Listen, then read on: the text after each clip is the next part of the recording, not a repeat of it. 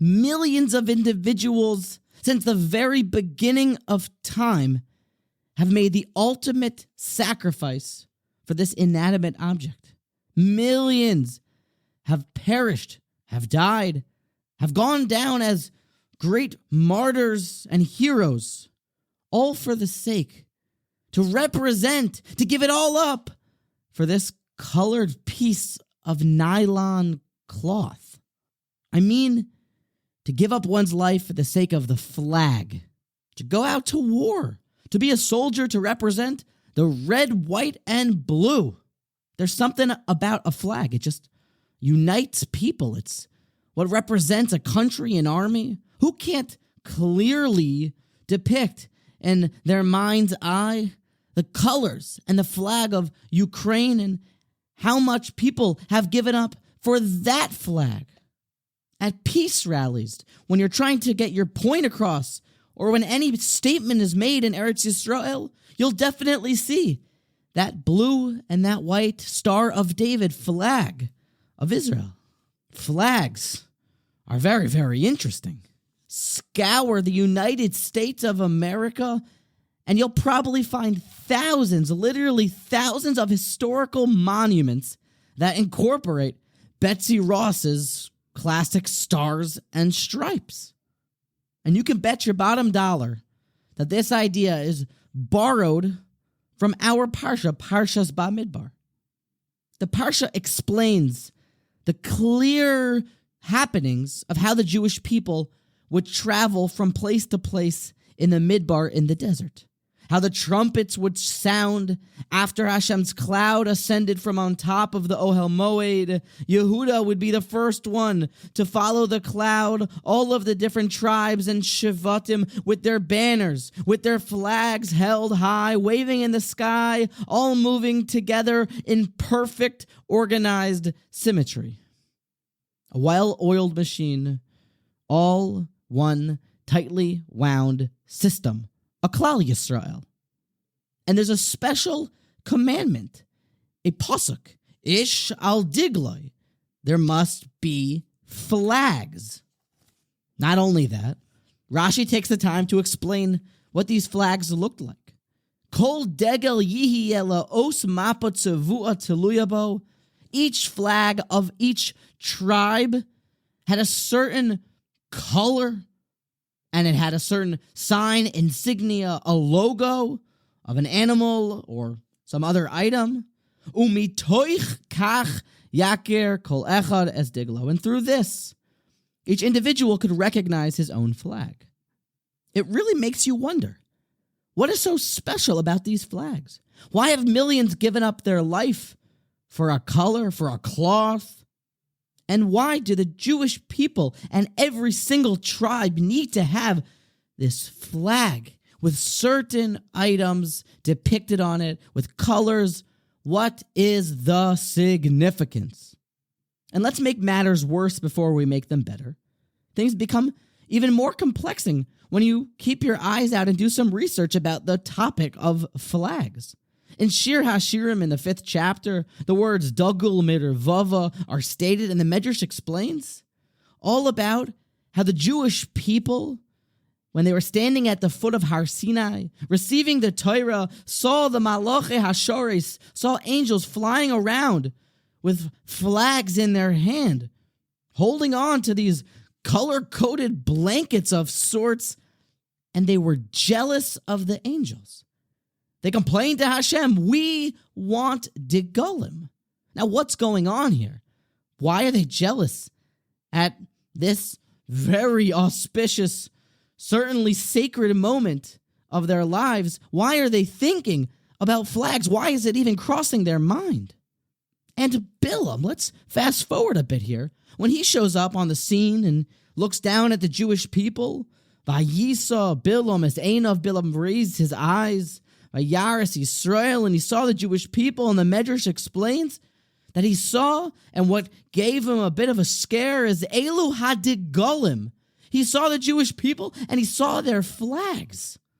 What are we missing here? What do these Digolim represent? What special, unique insight can we take And why have millions died for the flag? The answer to why Degulim, the flags, are important, makes us rich, it makes us wealthy, and it helps us to understand why we're on Hashem's beautiful earth in the first place. The Degulim are there. The flags represent Kedei Sheyiyu Nikarin, so that there should be, at times of uncertainty, that a mensch can look up and see his flag, and right away, he will recognize and he will be bumped back into the proper thinking of understanding who he is, what his job is, and what team he plays for. That a person should look up at a time of uncertainty, not sure what to do or what his role is, in a dark moment and say, that's my flag, that's my community. A flag unites. A degel builds camaraderie. A flag represents an idea. It groups together many individuals, all coming together to take up arms and fight for a cause. A flag builds a community. A degel represents an army, a country. A degel, in one word, is our atzmius. It's who you are. It's who I am. It's our real insides. A degel equals atzmius. It's what you stand for. It's everything. Now, I'm sure you've seen some of the depictions of these flags. Who doesn't know of Yehuda's flag with a mighty lion on it? How Yehuda, the first one to leave as the leader of the Jewish people when Hashem's cloud began to depart and go on to the next location, the lion, obviously representing leadership. Should a Yehudaite become a little bit wary, kind of want to lollygag behind, he looks up and he sees the lion. He sees the colors of the flag. We know of the famous partnership between the tribe of Yisachar and Zevulun. How Zevulun was a big business mogul, a tycoon who owned millions of dollars at a port, building his shipping franchises all over the country, across the world, all to support and pay so that the scholars of Yisachar shall sit, shall learn, shall study, shall plumb the depths of Hashem's wisdom to know the answers to all the halachic inquiries and questions. What should happen on a day that Zevulun is wary of his business? He feels like he's missing out on the spiritual world and wants to go learn. If he closes his port and he loses his atzmius, then nothing can continue. He looks up and he says, I understand my role. I understand what I must do here. I got to go to work. And the same way the Yisachar man. If the koilo guy should say, I need to go be a part of the business, well then the whole system falls apart, because that's why Zevulun is working, so that someone else can know the answers to all these different tough halachic questions. You look up, and when you see your sign, Kedei Sheyiyu Nikarin, it's recognized. It's an immediate reality check.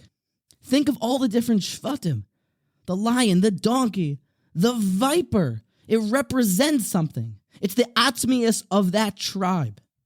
Where do you imagine that the sports teams got this idea to put a logo on the helmet, to run out of the locker room onto the field and to touch a turtle as they're represented by their mascot or their tiger or their chief or their eagle?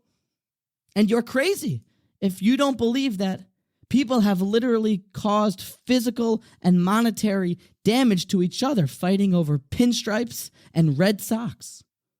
The flag is our eye, it's our essence, it's our battle cry, it's what we wave mightily in life that represents our everything. So why were the Jewish people jealous of the angels as they were flying around at Har Sinai holding flags? Well, don't you know that Michoel can't do Gavriel's job and Gavriel can't do Raphael's job? One to heal, one to turn over Sodom, one to go ahead and be Mavaker Cholim.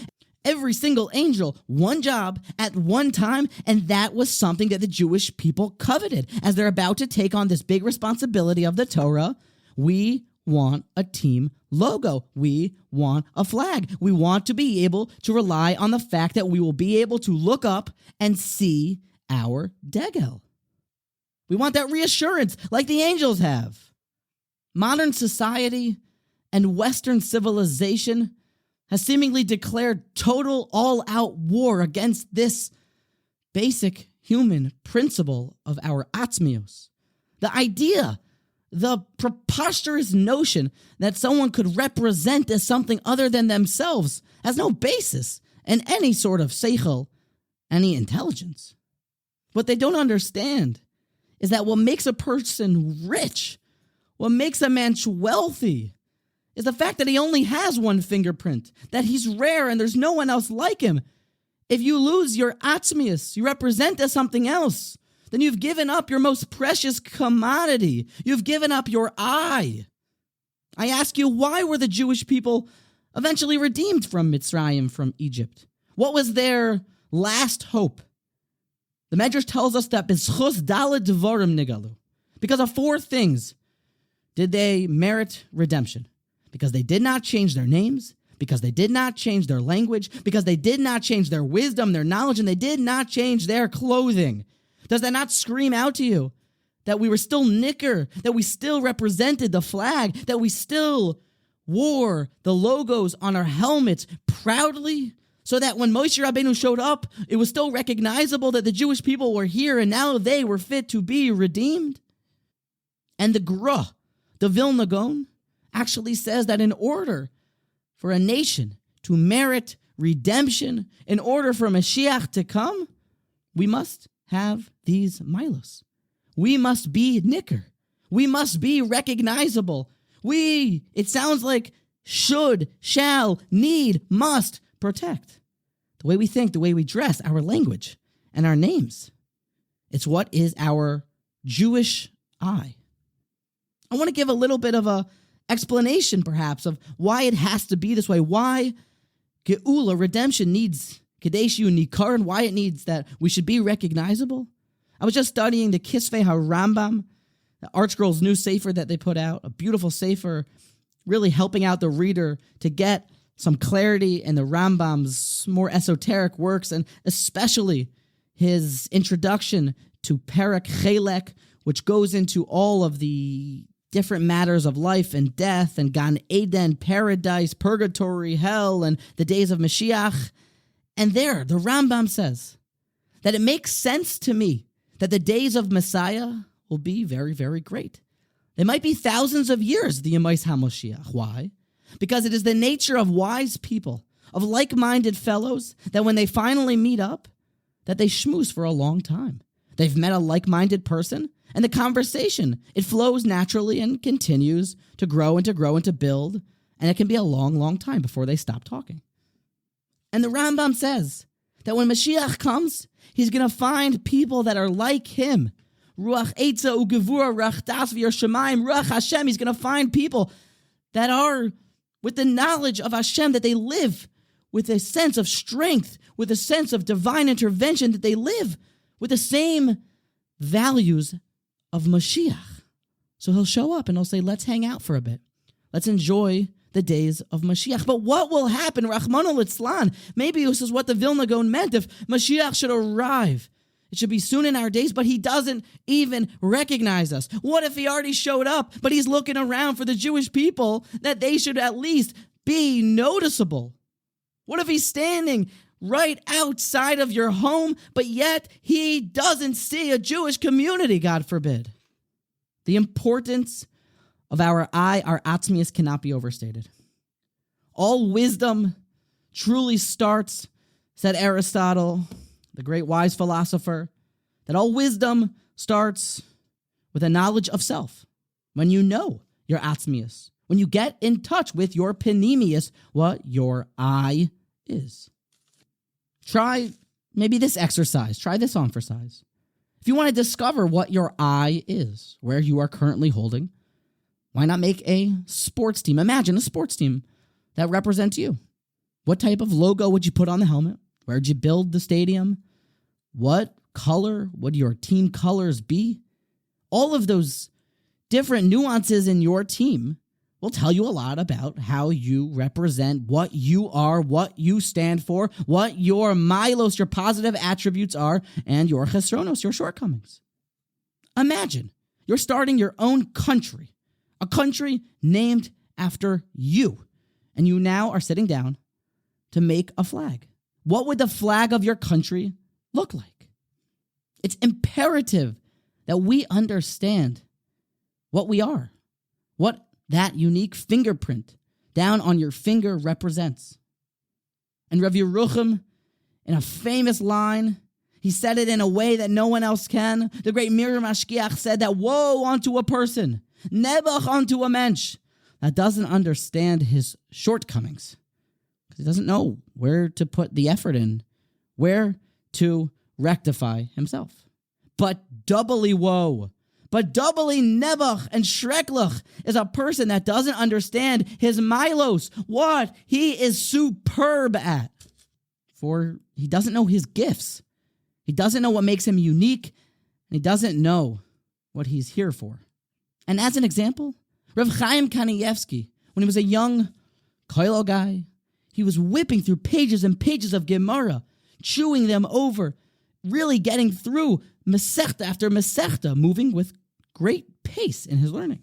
And his father, the stipler, went to the Chazon Ish and asked him, the general way that we learn is a bit slower, and we get into more topics on the page, more of the commentary.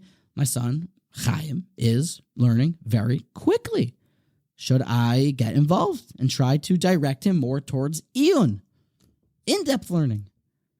And it was pretty good advice. The Chazon Ish said, no, don't mess with Reb Chaim's learning style. It was unique what Reb Chaim had. If I may suggest that if Reb Chaim never continued his pace in learning, the way that he would finish all of Torah every single year, there's countless svarim that we rely on now from Reb Chaim, as he was the first to ever write in-depth svarim on certain parts of the Torah. He's the master, he's the baki, the malamed in the laws of zeroim in agriculture. What would happen if he didn't maximize and protect his atzmius, his eye, his zich, his essence? And there isn't a more widely accepted Musar sefer in the world, maybe safer at that in the world, than Ramchal's Mesilas Yesharim. You walk into a Hasidish shtibel, there's going to be a Mesilas Yesharim there, and probably people learning from it. You hear shmuzin from it, from Litvish, from people out of town, in town, it doesn't matter. Even Zohar learning Kabbalistic scholars will learn Mesilas Yesharim. And that opening thesis statement, that opening line of Reb Chal's first chapter in his magnum opus, Mesilas Yesharim reads, Yesoid HaChasidus, V'shoyresh HaAvoida HaTamima, Hush Yisboyer V'yisametz Eitzel HaAdam. A person needs to have total clarity in Ma Chuvaso Ba'olamo. What is your job in the world? Now, how can we expect to get that objective accomplished if we don't understand and recognize our I, our atzmius? It's truly not even that hard to figure out what you're good at and what you're not so good at. Really, if you want to understand the small and really large idiosyncrasies within yourself, turn the lights off for 60 seconds, lie on the bed, and think about it. What am I good at? What can I do better than everyone else? What do I enjoy learning about? How do I think best? Who do I connect to? What speaks to me? You'll figure out who you are very, very quickly. And because of how precious our flag is, our internal etzem, our atzmius, and the ability that we have to slap it on a flag to help us stay the course, conversely, you imagine how strong the Yetzer Hara fights to destroy this in ours. You ever think about it? When you walk into shul and you start to daven, you immediately begin to shuckle. Why do you shuckle? Yes, I know that kol atzmoisai taimarna, it says in Psalms that I serve you with all of my body, and I believe the Mishnah Berurah speaks of the moving of the body while you're praying, but maybe it's because Just everyone shuckling. And we're so affected, and things get into our body and always are eradicating and trying to erode our panemius and our etzem so strongly, so we just shuckle with everyone else. Our atzmius, in a weird way, is wilting away. And it's horrid and hellacious because our atzmius is our everything. Those flags represented each tribe's essence. It was everything. It was what they represented. It's what they were on Hashem's beautiful planet for. It's what every single tribe's objective was in life. That's what the flag represents. Kedei shiyu nikarim ba, so that you should recognize your role, so that you should see your essence, so that you should understand your I. That's why people live for the red, white, and blue. It's why they fly their Star of David blue and white at rallies. It's why millions have died for this piece of colored nylon. I encourage you to wave your flag. I encourage you to see a piece of cloth to help you remind yourself what you represent, what your zich, your I is. Because that degel, that flag, is your atzmius, is your I. It is one's entire existence.